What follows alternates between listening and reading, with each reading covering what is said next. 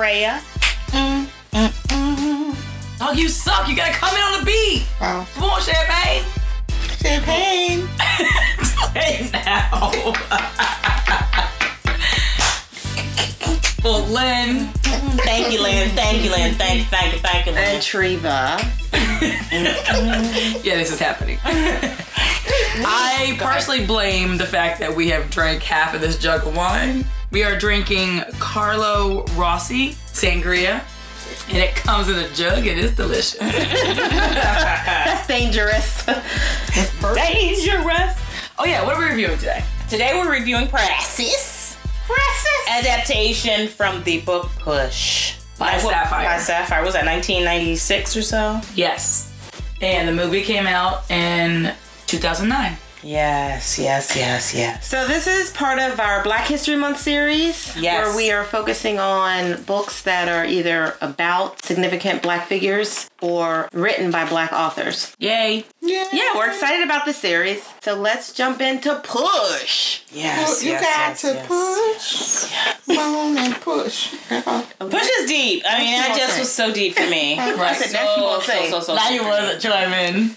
I was hoping Red chimed in because she knew where that was from, I would think. Precious is a little bit too deep, and so is Push for me. I mean, it just rocked me to my core. Yeah, it was a lot. Yeah, it was heavy. Heavy, and it's just, I'm not saying, anybody's privileged or whatever, but it's so hard for me to imagine the certain things that people have to go through. But she was able to rise above it. Well, and we rise up. Oh my God. Apparently the author, Shapphire, began writing this book in 1993. Well, she wrote the book basically because she was saw a these remedial types of teacher. stories. She saw these types of stories right, in her job. So she said she felt like she had to write something about it unless no one else would to understand. So the kids that she taught inspired her to tell probably a combination of their stories. Oh, absolutely. So even though this is not a true story, I just think that these stories exist in our country, and I love the fact that it shed a light that these things can happen, and quite frankly, sadly, they happen a lot in the African American community because systems fail after African American communities on a regular basis. So some people think that it's an exaggerated story, but I believe that there's a lot of trueness to it. It's a true cycle of incest and abuse that needs to be brought to the forefront because they go on in families every single day. Yeah. In the book, there was a scene where Precious said, "Why didn't anybody come to arrest my daddy when I had my first baby?" Yes.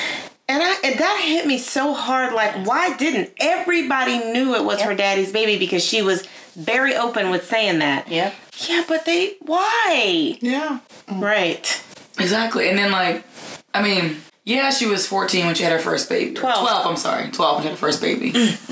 But when she was being raped at 3, why did grandma, neighbor, teacher, anybody speak up? Remember, she was quiet. She didn't communicate. I think they didn't talk about it. Mama knew. I think Mama knew all I think she told somebody, and then after telling people so much that they didn't listen and care, she just stopped saying stuff. Yeah, it's just amazing what people allow others to do to our children. It was hard. It was so hard. Very hard. Reading that book. I had to pause a few times because I just had this lump in my throat from just getting nauseated by what I was reading. Yeah. And it wasn't until the end of the book when the mother started telling her story about, how she loved her man and that was her man and she didn't want him with her daughter, where I even got, I even understood that he actually started molesting her when she was in the bed and was on the bottle, which was, what was it? Was it 3 months, did you say? 3 years old. Oh, 3 years old. And so throughout the whole book, I thought this started at 12. And so at the end of the book, when that came up at the interview, I just didn't even know. But she was a lot younger than that. She wasn't 3 because she was still breastfeeding.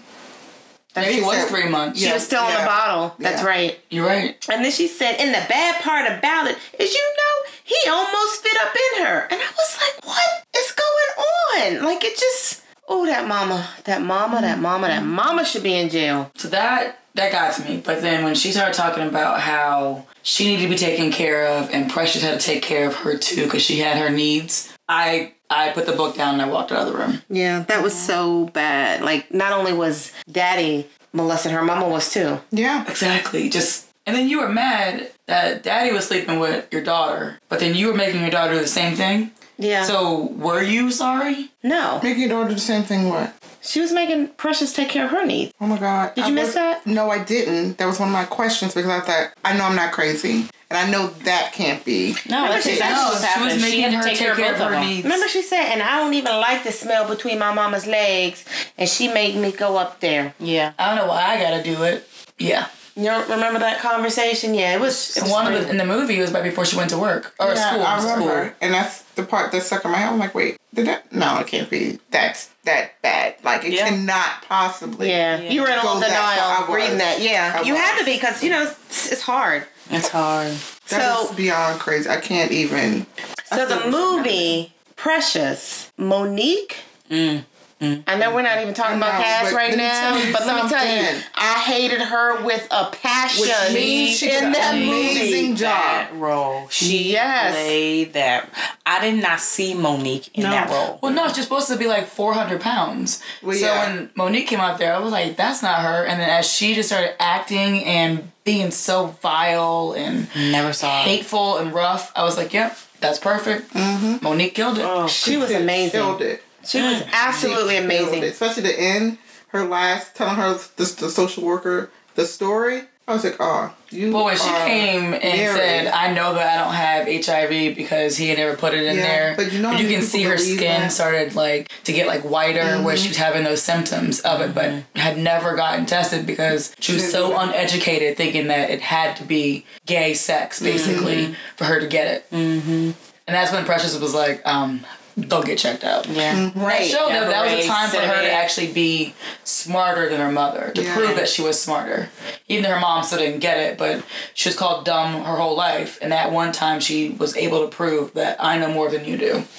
Well, that's what I liked about the book as opposed to the movie is that, and I get caught up in that she had a lot of head thoughts in the book. So you're reading it where she's calling her mom a dummy and she's like, I wish she would stop talking and all of this stuff in the book. But of course, they're not saying all of that in the movie. And it was so nice reading the book and hearing what she was thinking about rather than trying to interpret her facial expressions. Because in the book, I felt that she's finally can realize that she's smarter than her mom because she's sitting back saying, Mama, shut up and stop talking every time her mom said something ignorant. That was part of my issue with the movie, too. What's that? That I wish that the movie had more of her thoughts leading up because it was significant. They had her daydreams, but not her actual thoughts. Not her actual what she was thinking at that moment. Yeah. Because the thoughts really in the book put you in her headspace. It really did. Even when she was reading out loud her journal and was kind of going back and forth with Miss Rain, I think, reading the journal back and forth with her. Was Miss Rain the teacher? Mm-hmm. Yeah, Blu Rain. Paula Patton. Yeah. Reading the journal back and forth.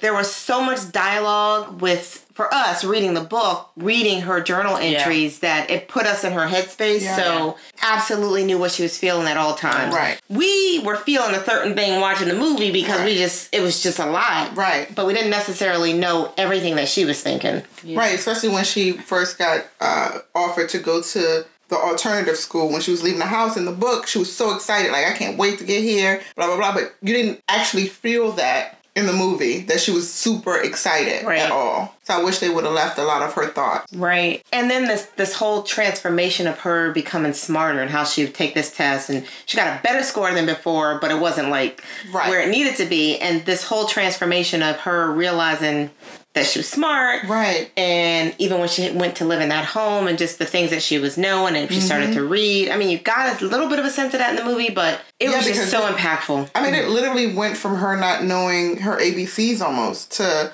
her actually reading a whole book. Kind of, you know what I'm saying? I got that. I actually got that from the movie, that particular moment. Even though it didn't show it right together. It was one moment she was just met Miss Rain, and she was going over she couldn't even pronounce beach or shores or whatever. Or she assumed what it would have said, and so she said beach to make it easier because that's how she got pushed through school year after year. And then finally when she was close, as in she's showing her that being creative, being intuitive, being able to guess with surrounding words it's helpful, but it's still not reading. Yeah. And that's why she was like close, but it's actually short. So that part I really like that she expressed, you know, I see that you're using the words around it, so you're getting there, but you're not reading it. Right. Yeah. Right. I liked how in the movie they gave her friends and classmates that cared, that came to the hospital. Yeah. For one, Lenny Kravitz as a male nurse. Oh my God. Love that. Exactly. Love me Like, some Lenny you can Kravitz. be my nurse any day. You know what I'm saying? Hello. I got a broken arm. I got a splinter. Right, exactly. I got this cough.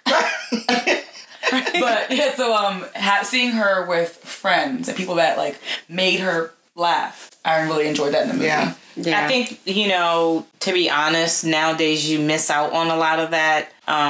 There, people, or especially high schoolers, are not as willing to be that shoulder for a lot of people, a lot of kids to cry on. I think they need to go back to that. Yeah. You know, everybody's so caught up on social media and not wanting to be seen with a certain person. And so it doesn't necessarily just lie in a classroom. It's all over. So I just, you know, this happened then. And I think it was good that she had those connections. I'm just not as sure as that they even have as much now because people are so caught up on social media. Yeah. So they don't know how to actually be there for someone aside from liking your posts. Very deep there, buddy. But it bothers me because every system around her failed. The school system failed. Yeah. You got a child peeing in school, you know, having these moments in school where she's not getting up to use the bathroom. Right. Something needs to happen there. Right. Yep. She couldn't read, she couldn't do anything, but yet she was getting pushed through school. Right. You know, even down to the nurse that was like, oh, well, I was hoping you would get in the book, your life together, you know, the second baby, and you need to get yourself together. Like, really? Do you even know her story? Right. Making it seem No like one that she was cares. purposely going out in there and getting pregnant. Right. Exactly. Versus looking into why a 12-year-old It's had a baby. pregnant. Right. Just assuming that she's a spast. Yeah, exactly. Yeah. It was so horrible. Every system around her broke failed. Push her on out. It broke my heart in the movie when she was like, you know, I never had a boyfriend. You know, now I got HIV. So, you know, it broke my heart because she didn't really ask for this. Right. This life. You know? And she was saying that in the book, you know, why me? Why did all this stuff happen to me? Why my daddy had to sleep with me? Right. Why did I have the babies? And Heartbreaking. yeah, it was just, it was so much, man. I think I could talk about this movie all day when we talk about the social failures. It was hard to read and to watch, but I'm glad this book became a movie because people don't see these things. Like you might hear it in like a story, but it seems like it's so unreally like tangible that it could never happen. It's totally like it becomes real for like society. Amazing. And my hope is that her story helped just one person. You know what I mean? I hope it helped millions, but just if she could have just helped one person have the voice to get out. Another like aspect is people that came from maybe like her walk of life and her struggles, not being able to even know the alphabet at the age of 16. This is where platforms like Audible are great because they might not be able to read and know what this girl is going through or like the similarities that she may have or the person might have to that person. But Audible, she can listen to it and know that like you're not alone. So platforms like that just become even more of a guide in life than like you would even think. And to be honest, that's, you know, again, that's kind of part of our mission. You know, you may have tried to get out to kids that just aren't interested in holding a book and going from page by page, but if you can get them involved in the story, they can even listen to the story, they can get engaged and see something outside of their world. Or even just find out they're not alone. Yeah. I'm pretty sure like there are people to this day that are in her shoes that feel alone, but they don't know that there's the resource to listen, to read. To me, it's great. And break the cycle. Yes. Yeah. Yes. Break the cycle. Absolutely. So there was a sequel to this book called The Kid. Really? Yeah, and it follows her son. What's his name? Abdul. So it follows him up to age 19. The sequel to this book was in 2011. Oh, wow. But I really need it to become a movie so we can talk about it. Yeah, exactly. But yeah, so it follows the life of the son. You need to pick this one up. So you guys want to move to the casting? Well, not before we move on. I wanted to mention the cameraman in this movie was horrible. I don't know what it was. You guys probably didn't pay attention, but for some reason I don't know why I paid attention to that in particular. But he was all over the place. Like, one minute he was all in her face, and you could see him, like, the camera, like, moving back, or it was just weird for me. I think it was meant to. Weird. I think Lee Daniels meant to do that. I mean, he's too much of a professional to leave something like that if that's not what he meant to do. Oh, well, it was terrible. I didn't like it. I didn't like it. Maybe there was some kind of emotion he was trying to affect or trying to make you feel. At all. But I can't imagine that Lee Daniels would have left something not affected because he's awesome. But I don't know. I think it had more to do with that's her life. Mm-hmm. You know, you're unstable. You're in my face. You're out of my face. You're all over the place. Yeah. Okay, so to the casting, of course, Monique was just. I can't even say enough about her. I loved her. Amazing. And of course, she was dancing in that bodysuit. Oh my! With them trying on the wigs, I was like, "Get a girl." I was done.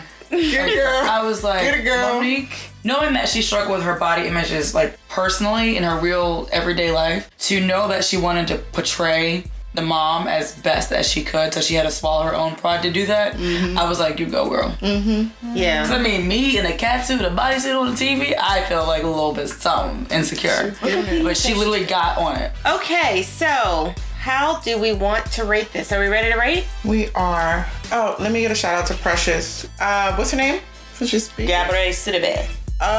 Amazing job. She was amazing. So good. Well, she is amazing. My goodness. American Horror Story. Oh, right. She is awesome. I haven't seen that. An Empire. Oh, I love it. And I see you, Mariah Carey, Miss Weiss. Can't take it away from Mariah. I wanted her to bust into song. Paula Patton was good. Shapphire was good. Lenny Kravitz. It was a Sherry really good Shepherd. I mean, everybody was good. Very well. Yeah. Well, what do you expect, Lee Daniels? You're right. You're absolutely right. Can't expect anything less. Go, Lee. Go, Lee. And then you had Shapphire on set at all times since she, helped. Yeah. So that's a great segue into the ratings. And I think, with the exception of the fact that I wish that there was more sort of thought process dialogue, I really think it was a great adaptation. And I'm going to give it a full glass. I agree. I want to give it a full glass also. I think that it was just as intense to read as it was to watch. So, full glass for me as well. Full glass for me. Alrighty, that's a full bottle. The bottle is gone, so we had no choice but to give it a full bottle. Share with you guys. It is a jug. It ain't a bottle. Right. Yeah, but the jug is gone, so that's even worse. Very true. All right, well, thank you all for tuning in, and catch us on the next episode. Follow us on all our social media. Rewatch Wine, Twitter, Facebook, and Instagram. Alrighty. Bye. Yeah, these pretzel chips are really good. The deli style ones with